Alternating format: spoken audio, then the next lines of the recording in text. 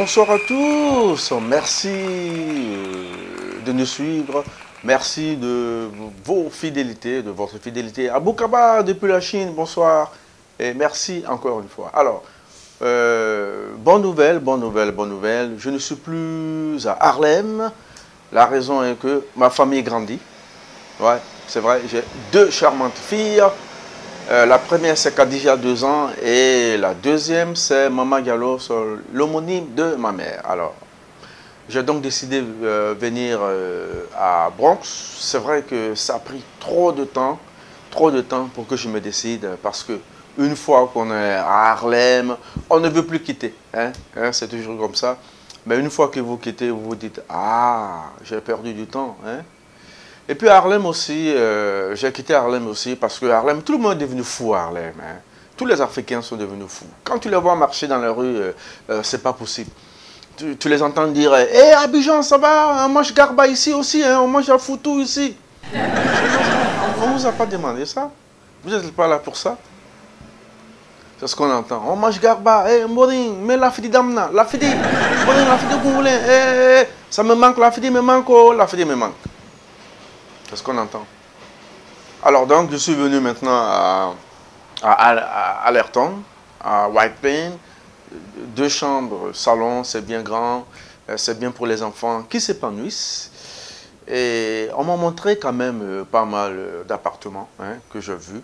Alors donc, j'arrive ici à Allerton.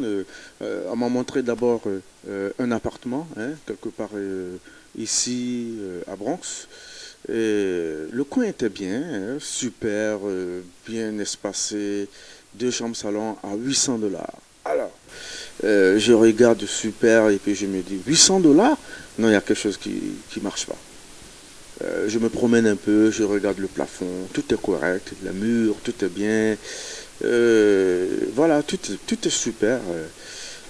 Alors, on me donne donc le lease de signer. Puisqu'il n'y avait pas trop de lumière, comme j'étais problème Dieu, je vais à la fenêtre, je tire la fenêtre pour avoir la lumière du jour. Et qu'est-ce que je vois? Un cimetière. What? Quoi? Oui, c'est vrai, parce que là, je comprends pourquoi c'est moins cher. Non, moi je ne reste pas là. Parce que le problème avec ça, lorsque tu meurs, tout de suite, on t'enterre, on t'enterre tout de suite. Parce qu'on ne te donne même pas de chance.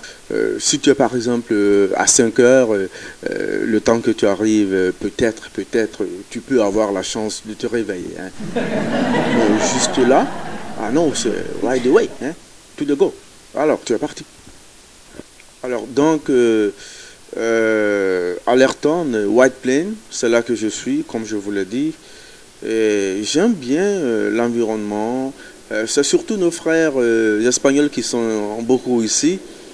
Lorsqu'ils vous voient, ils tiennent la porte pour vous jusqu'à ce que vous montez. Ils sont très courtois, ils sont très polis.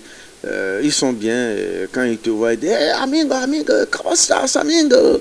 Comment estás, africano? Yeah, africano. Comment estás? Alors donc, c'est de ce thème que je vais vous parler aujourd'hui. C'est très important. On parle de l'éducation des Africains.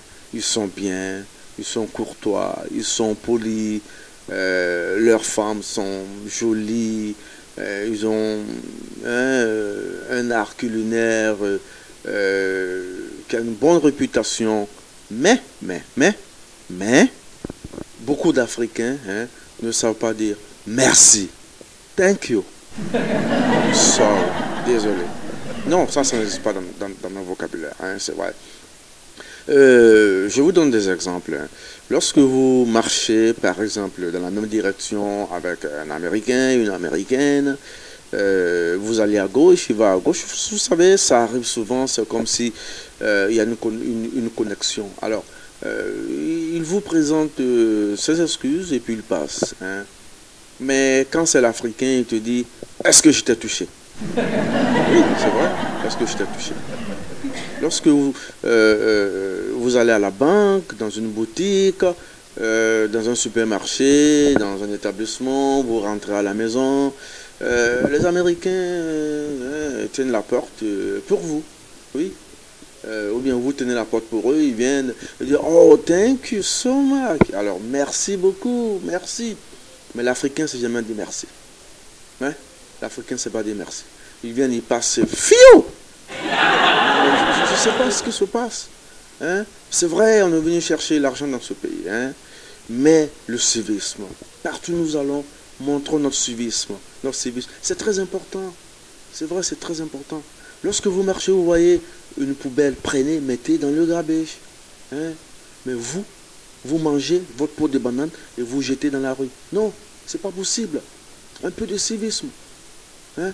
Lorsque tu rentres dans le train et que tu cèdes ta place à une Américaine ou un Américain, ils s'asseyent et ils vous disent merci. Mais l'Africain, non, c'est son droit. Parce qu'il est plus âgé que toi. Voilà, c'est ce qu'on dit. C'est mon petit frère. Je suis plus bien, c'est mon fils. Il s'assoit sans te dire merci. Hein? Mais c'est pas bien. Alors que ton fils, même à la maison, tu l'envoies chercher de l'eau. Mais dis-lui merci. Thank you. Apprends-lui les bonnes manières. Mais oui, apprends-lui les bonnes manières. C'est comme ça. Alors, je vous raconte donc une histoire que mes frères sénégalais m'en excusent, je les aime bien. Mais ce monsieur m'a vraiment déçu. Hein. Lui, il m'a déçu. Alors, ce jour-là, j'étais assis tranquillement, bien sapé. J'allais à une réunion. Ce Sénégalais est rentré avec son tchèpgain. Il est donc venu s'asseoir près de moi. Il m'a d'ailleurs serré. Hein. Il m'a touché sans me dire « excuse me ». Il ne l'a pas dit. Et puis, il tenait son tchèpgain comme si quelqu'un allait lui arracher au lieu de déposer. Et l'huile tombait goutte à goutte et ça a entaché ma chaussure. Alors je le regarde, il le sait, et il avait un long chapelet de 10 mètres, il continuait à dégrainer. Je ne sais pas ce qu'il disait, mais certainement il disait « Allah, excuse-moi ». Tu dis « Allah, pardonne-moi » et tu commets des péchés. Alors je lui dis « mais tu as versé l'huile sur ma chaussure, tu dis rien ?» Et puis il continuait « Astaghfirullah, astaghfirullah ». Je dis « mais attends, au nom de Dieu, oh, je te laisse à cause de Dieu, à cause de Dieu je te laisse, à cause de Dieu je te laisse. » Alors c'est des choses qui ne sont pas bien, c'est vrai. Hein? Ou bien parce qu'on est africain, ben c'est possible, mais c'est pas bien. Oui, il faut qu'on se respecte entre nous. Hein? On m'a raconté l'histoire de deux filles qui sont rentrées dans un bus, elles ont piétiné un Américain, au lieu de présenter leurs excuses, elles ont dit « Est-ce que j'ai fait exprès ?» Non, purpose. Ok. Le gars les a frappés devant tout le monde et personne n'est intervenu. Oui. Ah oui, c'est vrai. Même dans nos restaurants, lorsque vous appelez, par exemple, dans un business africain, dans une boutique pour acheter, pour demander des renseignements, dans un restaurant, il y a cet accueil qui manque. C'est vrai, ça manque cet accueil. Ça manque cet accueil. Si vous avez la chance, la commande que vous voulez passer existe, sinon, on vous raccroche au nez. Oui, on vous raccroche au nez. Et lorsque vous rappelez, on vous dit carrément, ah, mais on t'a dit qu'il n'y en a pas. Non, mais c'est pas comme ça. Oui, mais quand c'est les Américains, ils disent, oh, thank you, we don't have it, sir. We have nothing today. Could you come tomorrow? Or would you like something else? Vous voulez quelque chose d'autre? Avec de bonnes paroles. Mais quand c'est les Africains, on te raccroche. Si tu as la chance, on dit, on n'en a pas. Lorsque tu marches sur les pieds de quelqu'un, présente-lui les excuses. Quand tu vas à la mosquée prier Dieu, c'est pour que Dieu te pardonne. Mais tu bouscules quelqu'un ou tu marches sur lui, tu ne lui dis pas excuse, mais ça ne marche plus. Oui, quand tu viens en retard à une réunion, comme vous savez le faire, parce que vous voulez que tout le monde vous voit lorsque vous arrivez, présentez vos excuses. Lorsque tu envoies ton enfant chercher de l'eau ou un objet, dis-lui merci. Quand tu tousses sans te couvrir la bouche, comme vous savez le faire, présentez vos excuses. Quand quelqu'un te prête de l'argent parce que tu es en difficulté financière, si tu es dans l'impossibilité de payer tes dettes, parle-lui gentiment. Rassure-le que tu vas le payer. Mais ne lui dis pas, est-ce que je vais fuir avec ton argent? Parce que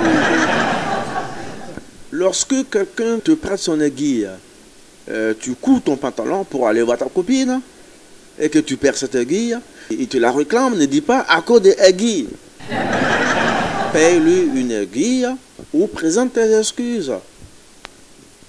Parce que c'est à cause de cette aiguille que tu as cousu tes testicules pour aller voir ta copine. Yeah. Je le dis, lorsque tu vas dans un restaurant manger, n'oublie pas de donner le pourboire, le tips.